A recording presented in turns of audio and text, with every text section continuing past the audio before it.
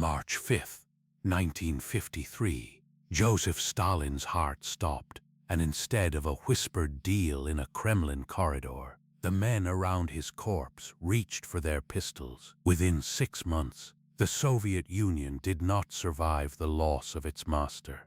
It shattered into a three-way civil war fought with atomic weapons, and the Cold War we all know was strangled in its cradle. Here is how it happened. In the real world, Stalin's inner circle, Lavrenti Beria, Georgy Malenkov, Nikita Khrushchev, swallowed their terror and cut a truce. They divided the empire like nervous heirs at a will reading. But these were not reasonable men. They were the survivors of 30 years of purges, men who had signed each other's friends into unmarked graves. Trust was a language none of them spoke. So imagine, instead, that Beria moved first.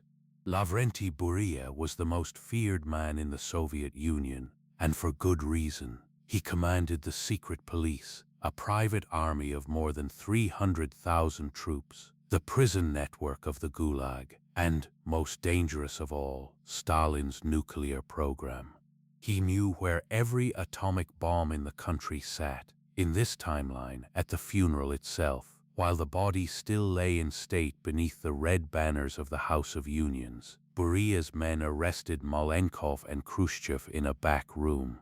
By evening, Beria stood before a hastily assembled presidium and declared himself General Secretary and chairman of a new committee for revolutionary order. The paralysis lasted exactly one night, because Beria had made a fatal miscalculation. The army did not fear him. The army hated him, and the army did not answer to the secret police. This is the moment everything hinges on. In our world, Marshal Georgy Zhukov, the hero of Berlin, helped arrest Beria quietly, in a room, with the generals hidden behind a door. But a room can only hold so much history. In this timeline, Khrushchev escaped his captors, reached the Moscow garrison, and put a document in Zhukov's hands. Proof, real or forged, that Beria intended to purge the entire officer corps. That was all it took.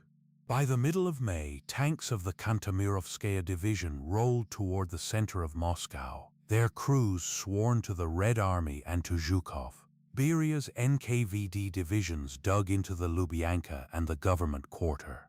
For the first time since the revolution, Soviet fought Soviet in the streets of the capital, and the great gray ministries that had ordered the deaths of millions now emptied their windows of gunfire. If you find yourself already picking a side in this ruined empire, tell me in the comments which faction you'd back. And if this vanished superpower timeline grips you, a like and a subscribe help me keep resurrecting the dead ones.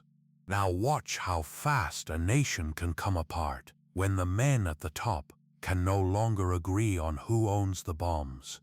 By July, the Soviet Union had effectively split into two governments, and then, almost immediately, a third.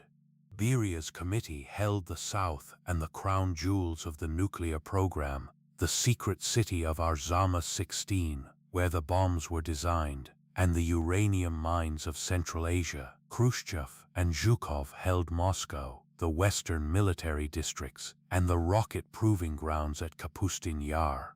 And in the vacuum between them, the empires stitched together simply gave way.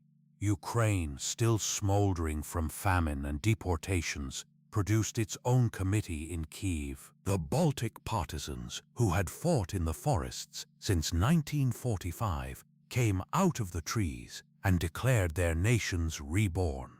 In the Caucasus, in Central Asia, local party bosses and army commanders looked at the chaos in the capital and asked a single practical question: why obey a corpse's quarreling servants? Consider the sheer strangeness of what the world was now watching. The Soviet Union in 1953 possessed roughly 120 atomic bombs. It had no hydrogen bomb yet, no intercontinental missiles, only fleets of 2-4 bombers copied bolt for bolt from captured American B-29s. And now those bombs were scattered across a disintegrating empire held by men who hated each other more than they had ever hated Washington. In Washington, the response was not triumph, it was terror. President Eisenhower, a soldier who understood exactly what loose nuclear weapons meant, faced a nightmare no strategist had ever gamed. The enemy was not marching west. The enemy was dissolving, and its weapons were up for grabs. Intelligence reports spoke of Beria's agents offering atomic technology for hard currency and safe passage. A warlord in the Caucasus was rumored to be sitting on a bomber base. Somewhere in the confusion, the accountants of the apocalypse had lost track of the merchandise. In a farmhouse outside Semipalatinsk, 3 physicists who had built weapons for Stalin burned their notebooks page by page, deciding it was better the knowledge die with them than be sold. Whether they succeeded, no one ever learned. They vanished into the dust of a country that no longer had a name for itself. By 1954, the Americans acted. Operation Broken Arrow was never officially acknowledged, and its records remain sealed in this timeline to this day. What is known is that small teams of American special operators working with defecting Soviet officers moved into the fracturing republics with a single mission: find the bombs and secure or destroy them before anyone could sell one. It was not a war of front lines. It was a shadow scramble across 11 time zones, fought in rail yards and mountain bunkers. And here is the second revelation, the one that reorders everything. The Cold War, that 40-year duel of 2 titans, required 2 titans. Remove one before it can rise, and the entire architecture of the 20th century collapses. There is no Cuban Missile Crisis, because there is no Soviet patron to arm Havana. There is no Berlin Wall because Germany reunifies under Western terms while the East has no master to answer to. There is no space race as we knew it. Sputnik never launches, because the men who would have built it are firing rifles at each other in the streets of Moscow. But the peace that replaces it is not peace at all. By 1960, the Soviet Union exists only on old maps. In its place sprawls a fractured radioactive Eurasia of a dozen fragile states, some of them holding weapons they barely understand. NATO's writ, once bounded by the Iron Curtain, now stretches uncertainly toward the Urals. China, suddenly without its Soviet elder brother, makes a wary separate peace with the United States, redrawing the entire future of Asia. And the great nuclear duopoly of history has become something far more frightening. A world of 8 nuclear powers instead of 2, most of them born in chaos, none of them fully in control of what they hold. The strategists had always feared the bomb in the hands of an enemy.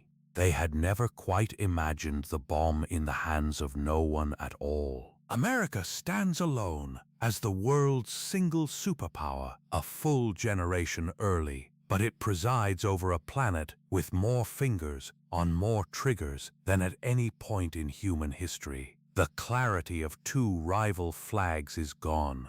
In its place is a map of jagged, glowing borders, each one a question no one can answer. And so the great tyrant's death did not end an empire quietly, decades hence, with a lowered flag over the Kremlin. It ended it here, in a single violent spring, and scattered his terrible inheritance across half the world. Stalin spent his life making certain that no man could ever take his place. In the end he succeeded, and the whole world paid the price for a throne that no one was allowed to inherit.